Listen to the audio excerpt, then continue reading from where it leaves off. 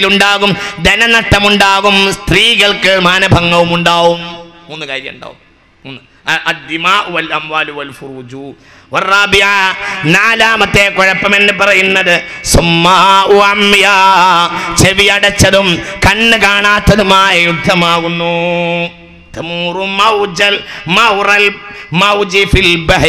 സമുദ്രത്തിൽ തിരമാല അങ്ങോട്ടും ഇങ്ങോട്ടും ഇളകുന്നത് പോലെ മുസ്ലിം ലോകത്തെ ഒരു തരം അരക്ഷിതാവസ്ഥ അനവധി കാലഘട്ടം നിലനിൽക്കുമെന്ന് മുഹമ്മദ് നബി.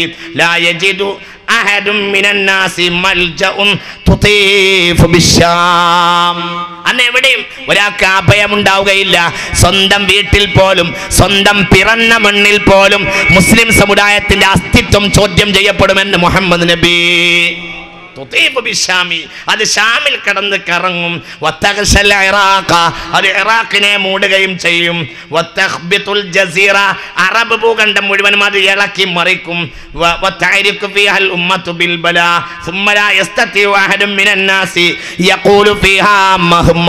ഒന്ന് നിർത്തുക നിർത്തുക എന്ന് പറയാൻ ഒരാൾ പോലും അന്ന് മുസ്ലിമീങ്ങളിൽ ഉണ്ടാവുകയില്ല.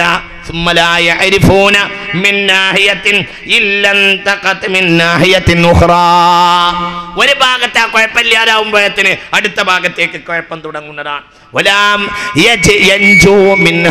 ഈ കുഴപ്പത്തിന്റെ കാലഘട്ടത്തിൽ രക്ഷപ്പെടുകയില്ല.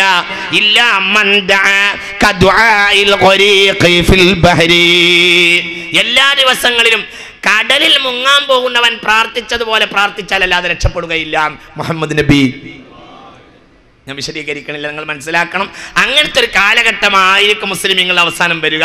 ഇമാം മഹദിക്ക് മുമ്പ് റളിയല്ലാഹു അൻഹു.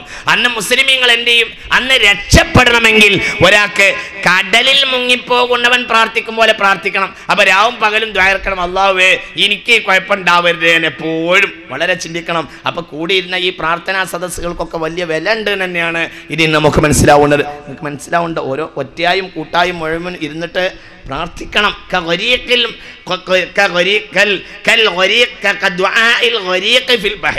സമുദ്രത്തിൽ മുങ്ങിപ്പോകാൻ പോകുന്ന ആള് പ്രാർത്ഥിക്കും പോലെ പ്രാർത്ഥിക്കേണ്ടി വന്നാൽ മാത്രമേ ഒരു വ്യക്തി അതിൽ നിന്ന് രക്ഷപ്പെടുകയുള്ളൂ.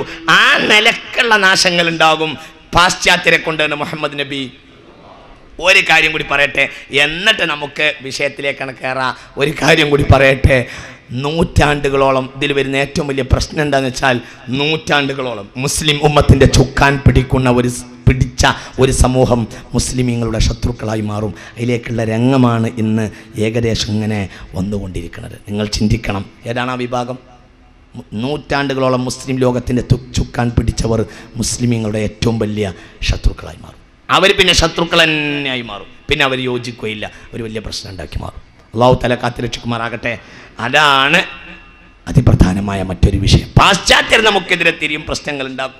രണ്ടാമത്തെ കാര്യം, മുഹമ്മദ് നബി സ്വഹീഹ് മുസ്ലിം രേഖപ്പെടുത്തിയ ഹദീസിൽ കാണാം, ലാ തഖൂമു സ്സാഅ ഹത്താ തുഖാതിലു തുർക്കാ. തുർക്കികളോട് നിങ്ങൾ യുദ്ധം ചെയ്യുന്നവരെ ഖിയാമത്ത് നാൾ സംഭവിക്കുകയില്ലെന്ന് മുഹമ്മദ് നബി. ഇത് ഞാൻ പറയുമ്പോൾ വളരെ ചിന്തിക്കേണ്ട ഒരു കാര്യം എന്താണെന്നറിയോ വിശ്വാസികളെ? ഒരു കാലത്ത് ഈ ഹദീസിലൊക്കെ അത്ഭുതം തോന്നിയേക്കാം. എന്തുകൊണ്ട്? ഒരു കാലത്ത് മുസ്ലിം ലോകത്തിന്റെ ഏറ്റവും വലിയ രക്ഷകരായിരുന്നു തുർക്കികളെ. കഅബാലയം നൂറ്റാണ്ടുകളോളം കഅബ, ഒട്ടോമൻ തുർക്കികളൊക്കെ എത്രയും വലിയ സംസ്കാരത്തിന്റെ ആളുകളല്ലേ, ഉസ്മാൻലി തുർക്കികളൊക്കെ എന്നൊക്കെ പറയുന്നത്. ഒരു കാലത്ത് മുസ്ലിം ലോകത്തിന്റെ ഏറ്റവും വലിയ രക്ഷകരായിരുന്നു തുർക്കികൾ. ആ കാലത്തെ ഈ ഹദീസൊക്കെ വായിക്കുമ്പോൾ ഒരു പക്ഷേ മനുഷ്യന്മാർക്ക് ശങ്ക തോന്നിയേക്കാം. വിശ്വാസം കൊണ്ടായിരിക്കും അവർ അംഗീകരിച്ചത്. ഇന്നിപ്പോൾ സാഹചര്യങ്ങളിലേക്ക് തുടങ്ങി. ഈ കഴിഞ്ഞ ഒരു മാസം മുമ്പ് ഒരു പ്രശ്നം ഉണ്ടായി. ലോക മാധ്യമങ്ങൾ കൊണ്ടുവന്നു, ഇന്നദ്ദീന ഇൻദല്ലാഹിൽ ഇസ്ലാം എന്ന ആയത്ത് നിരോധിക്കാൻ തുർക്കി സർക്കാർ ആലോചിക്കുന്നുണ്ട്. മനസ്സിലാവുന്നില്ല? നിങ്ങൾ കേട്ടോ? ഇന്നദ്ദീന ഇൻദല്ലാഹിൽ ഇസ്ലാം, അള്ളാഹുവിൻ്റെ മതം ഇസ്ലാമാണ് എന്നുള്ള സന്ദേശം നിരോധിക്കണമെന്ന കാര്യം തുർക്കി സർക്കാർ. അതിനൊക്കെ കാരണമാകട്ടെ മുസ്തഫ അതാതുർക്കാണ്. അയാളാണ് ഈ കുഴപ്പങ്ങളൊക്കെ കൊണ്ടുവന്നത്. മുസ്ലിം ലോകത്തെ ഏറ്റവും വലിയ നാശങ്ങൾ കൊണ്ടുവന്നത്, തുർക്കികളെ നശിപ്പിച്ചത് മുസ്തഫ അതാതുർക്കാണ്. അയാളാണ് ലോക ചരിത്രത്തിൽ ആദ്യമായി ഖുതുബ പരിഭാഷ കൊണ്ടുവന്ന കള്ളൻ. അതും അയാളാണ്. ഒക്കെ അയാളാണ്. ഒന്നും വിചാരിക്കരുത്, പറയല്ലാതെ നിർവാഹമില്ല. ലോക ചരിത്രത്തിൽ ആദ്യമായി ഖുത്ബ പരിഭാഷ കൊണ്ടുവന്നവൻ തുർക്കിയെ നശിപ്പിച്ചവനാണ്. തുർക്കിയെ നശിപ്പിച്ചത് മുസ്തഫ കമാൽ അതാതുർക്കാണ്. വലിയ കള്ളനായിരുന്നു അയാൾ. അതിൻ്റെ മുമ്പ് ലോക ചരിത്രത്തിൽ അറബി അല്ലാത്ത ഭാഷയിൽ ഖുത്ബ ഉണ്ടായിട്ടില്ല എന്ന് ലോകം അംഗീകരിക്കുന്ന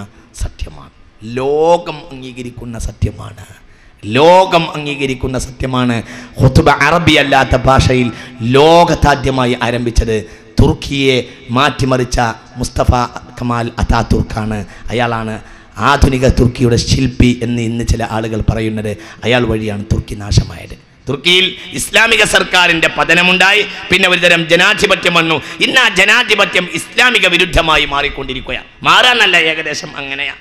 ഹബീബായ റസൂലുള്ളാഹി സ്വല്ലല്ലാഹു അലൈഹി വസല്ലമ തങ്ങൾ പറഞ്ഞു, അൻ മുസ്ലിം ഇബ്നു അബീ ബക്രത ഖാല ഖാല റസൂലുള്ളാഹി സ്വല്ലല്ലാഹു അലൈഹി വസല്ലം യൻസിലു നാസും മിൻ ഉമ്മത്തി ബിൽ ബസറ ഇൻദ നഹരിൻ യുഖാലു ദുജ്ല. ടൈഗ്രീസ് നദിയുടെ അരികിൽ മുസ്ലിമീങ്ങൾ ഒരുമിച്ച് കൂടും.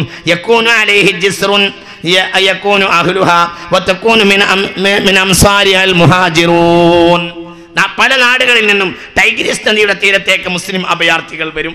ഫൈദാ കാന ഫീ ആഖിരി സമാൻ, അന്ത്യനാളായി കഴിഞ്ഞാൽ ജാഅ ബനു ഖൻതുറ ഇറാലുൽ വുജൂഹി സിഗാറുൽ അയുനി, മുഖം തടിച്ചവരും കണ്ണ് കുറിയവരുമായ ഒരു വിഭാഗം ആളുകൾ വരും. ഹത്താ യൻസിലു അലാ ശത്തിൻ നഹരി, ടൈഗ്രീസ് നദിയുടെ തീരത്തെ അവർ താവളമടിക്കുകയും അവർ മുസ്ലിമീങ്ങൾക്കെതിരെ കോപ്പുകൂട്ടുകയും ചെയ്യും. മുഖം തടിച്ചവരും കണ്ണ് കുറിയവരും എന്നോട് ഉദ്ദേശിക്കുന്നത് തുർക്കികളെയാണ്.